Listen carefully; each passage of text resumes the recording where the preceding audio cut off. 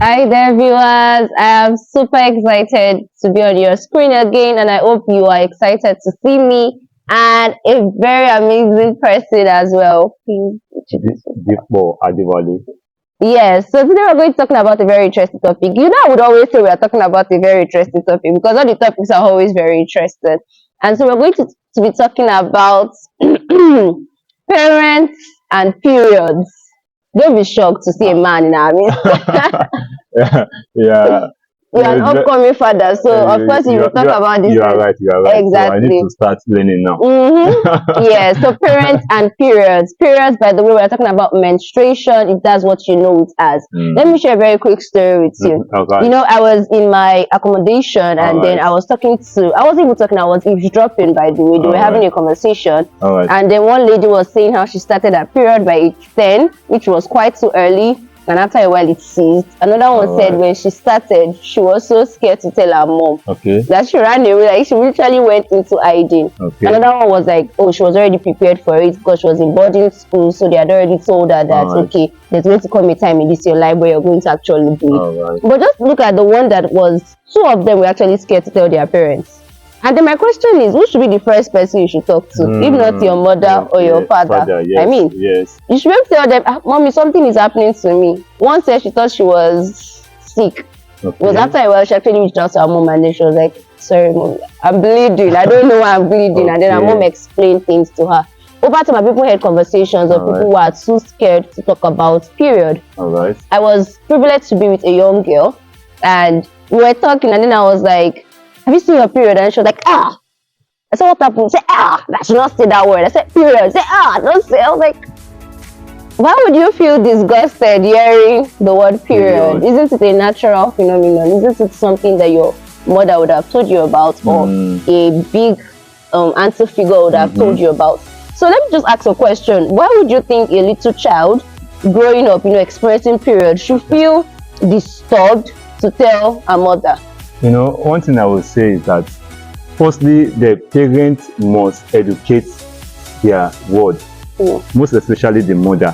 Why should a female daughter be scared to tell her mother that she's having something like that? So the issue is that the daughter or the male or female word, the female word did not have a thorough explanation of what to call period. So such daughter or such child must make sure, the parent must make sure that there is training, there is explanation of the meaning of period or menstruation. So talking about period or menstruation, what is the meaning of menstruation? Menstruation, we can say, is a normal vaginal bleeding that occurs monthly as a monthly cycle in a lady or a woman. So now you said the other time that a lady saw a period at the age of 10. Yes, it's from the within age of 10 to 15, but the average age is what, 12 years old. So in a case whereby a female ward is not seeing a period at the age of 10, 11, at most by 12 she should have seen. Yes, that's very true. And like you said, I think parents have to know that it is their responsibility to educate their child. That a time would come where you would actually have to go through this natural phenomenon, and I think it should also be in the schooling curriculum. I mean, for instance, if you're doing social studies, you should know, or basic science, that a woman would undergo this kind of process or this natural occurrence at some point in her life. But I'm just going to ask you a question now. When we're talking about parents and periods, I want us to just ask a question. So for the male gender, do you think that this gender should be oriented on periods? Because just imagine a young lady enters into a public transport and gets stained. She was of course using menstrual pads, but somehow maybe it was full and soaked and she got stained. And she got out from the vehicle and everybody was like pointing fingers and like, she's stained. The guys around her were laughing and things like that. Now I'm just saying that, do you think that should have been their response, or they should run to get her or get her something or tell you, sorry please, you're stained, or things like that? I know it could be quite different with boys who have had younger sisters or older sisters, like they know about it. But I think that a large percentage of the male gender find period a problem. Either you're like, it's a dirty thing, or it's disgusting, the sight of blood. So what do you think? Do you think parents also have a role in educating the male gender that this period thing is? I would say that parents has a role to educate the male gender also. Let me set an example. I'm opportune to teach some certain students, and the topic was reproductive system. I was like explaining to them, female and male gender, what we occur, now as it was being stated in the textbook. So when I get to a point of reproduction, how the male and female will come together to, make babies. Thank you so much. They were all laughing. I told them that, see, this is where we can tell you. We have to open your eyes to this thing. You have to understand so that as you go forward in life, you'll be well educated and you know the approach you give to something which, if it comes around like that. So you telling me that should parents educate male child? Very, very important. It's very important for parents to educate male child, because in one way or the other, the male child will also get married now. Yeah, very true. You understand? And something like this may occur.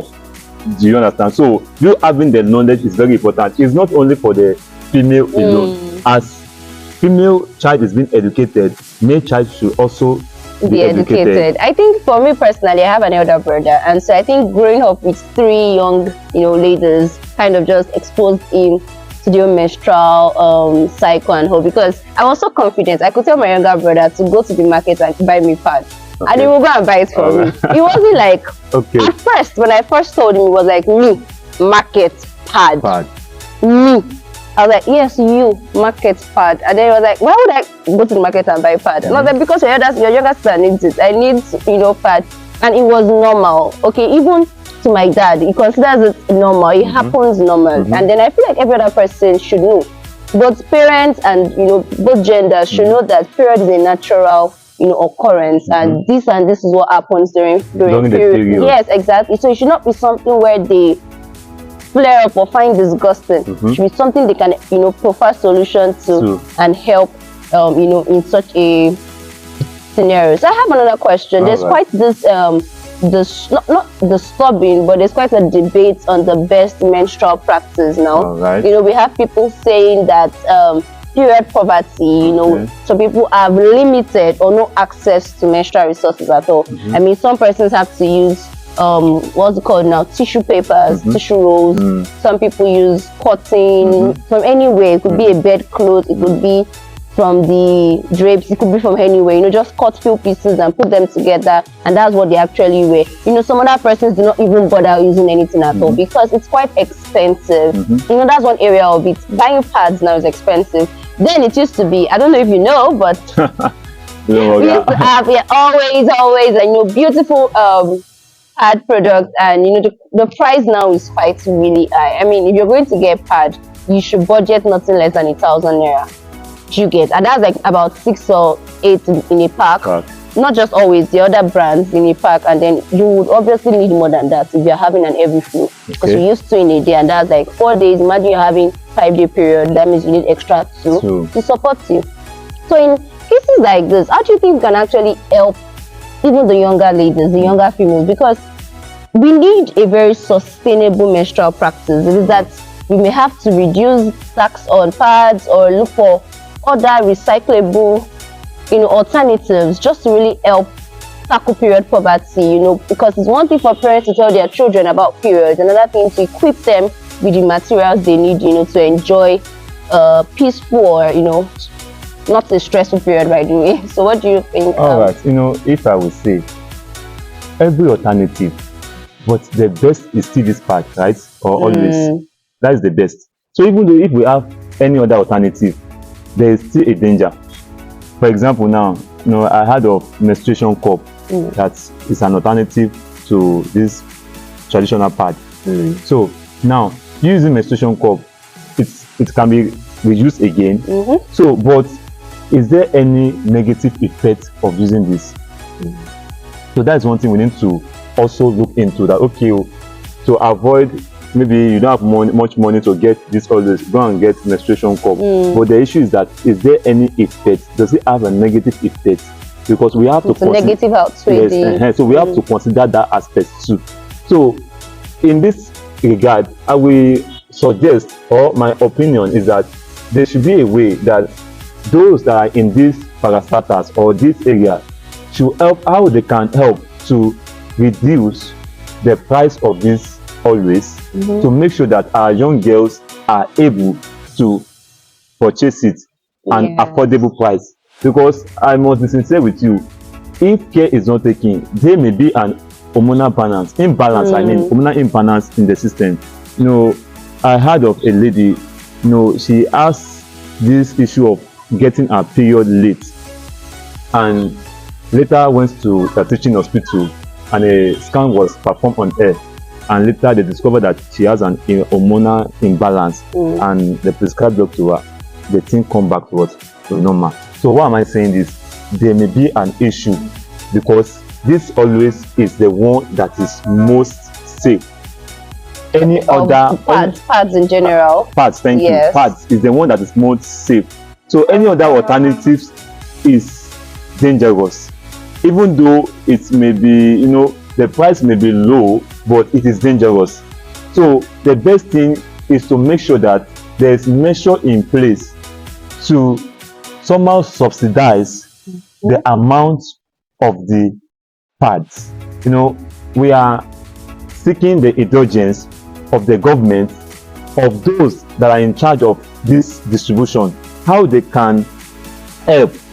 There can also be a campaign on this thing. You know, we have many non-governmental organizations that do help. How can they help to make sure that this price is being reduced due to our current economy?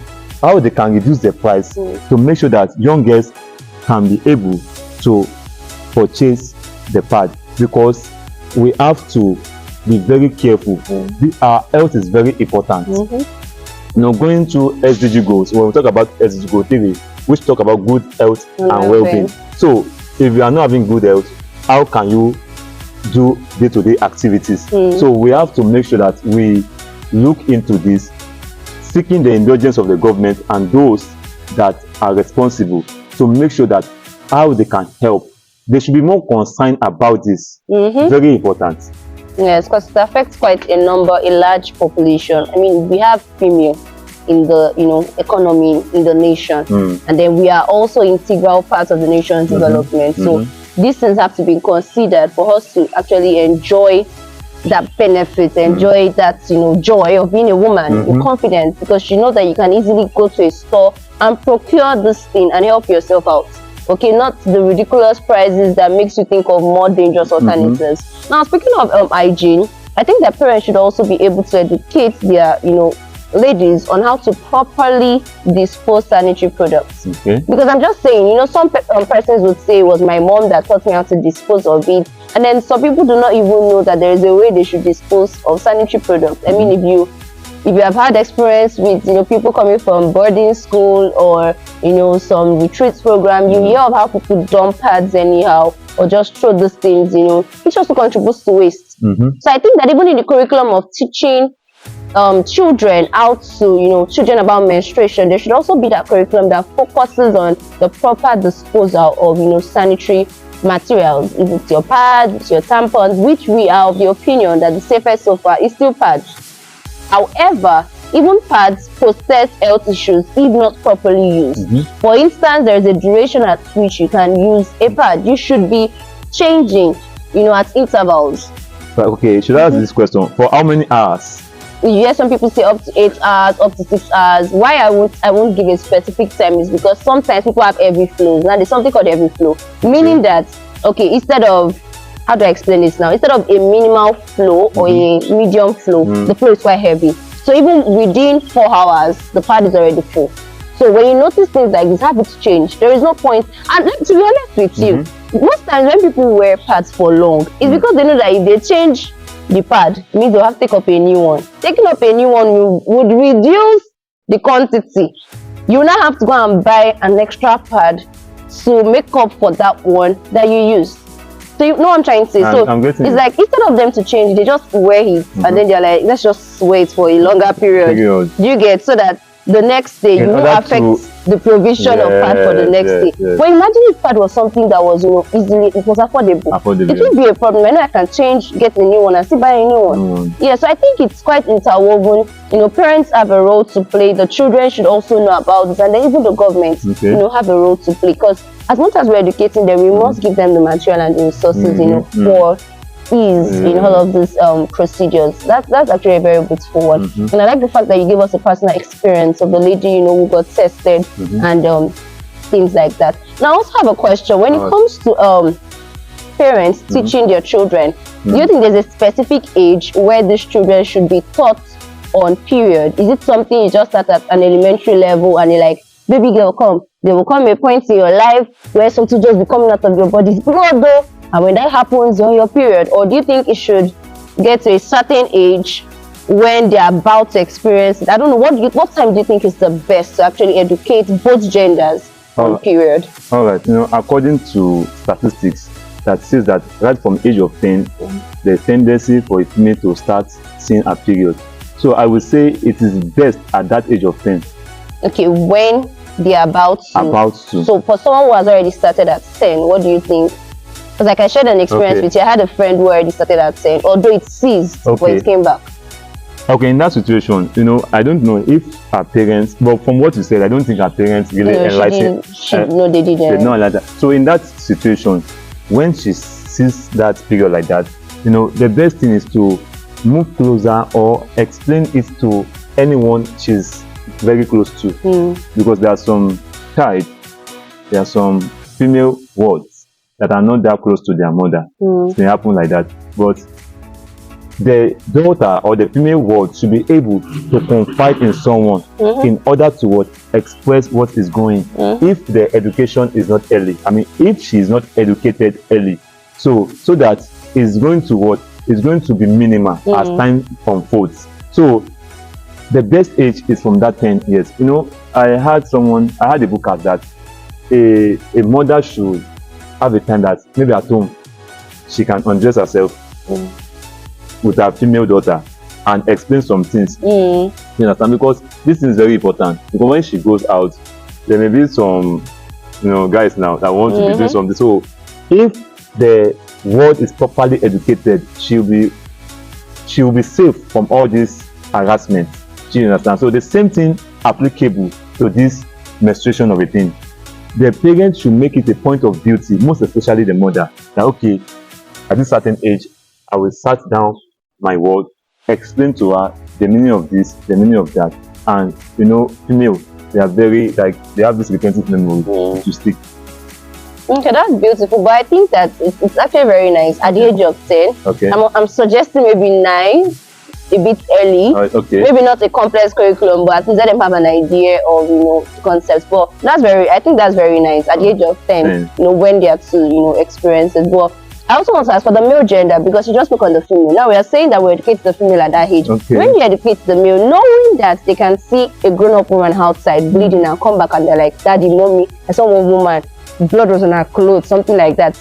Do you think that she's sick or things like that? So when do you think we should actually also educate the male gender on periods, on menstruation? All right, before a male gender can be going out as now mature, at least you'll be up to, let me say, 17 years now. Before, is that what you think? No, at least normally, like my own parent now, before I can say I'm going out, at least I'm up to 17 years. Before I can say I'm going out that far. Do you understand? But I'm saying within the community, sometimes you see children on the street and you can actually see a woman walking, who did not even know she's already stained. Okay. And then somebody can be like, auntie, something's on your clothes or things like that. Make her feel a bit embarrassed or just laugh in groups that something is going on. Okay, let me say that. Okay, that age of 10 then. That age of 10 also. Okay, because if the male world is being educated at that age also, so if such scenario happens, he will be able to walk majestically to that person in quote and tell her that, sister, madam, this thing is happening. You understand now? Yeah, very true. So it will not be in an harassment way or in a lousy way. So that's my own point of view. Yes, I think that's very nice. So we just want you to know that you as a parent, you have a role to play. Of course, we pleading, the organizations and the government played a role in helping us to procure these materials at a cheaper and affordable rate. However, you as a parent, you have a responsibility to educate your children, both the male children, the female children. You have a responsibility to teach them on periods. Let them know about periods. So the guy doesn't consider it strange, and the lady also doesn't consider it strange. Let her walk up to you, let him walk up to you and ask you questions, and please provide them answers. Don't chase them away and say, what is your business? Are you not a boy? Why do you want to know about period? Go and read your book. Is that your mathematics? Okay, so teach them, answer their questions. Okay, this is this, it happens because of this, and let them have an idea on periods. So once again, this is my dear Dipo Adewale. Yes, and I'm Oluwaburi John. Thank you. Say, bye for now. Thank you. Bye for now.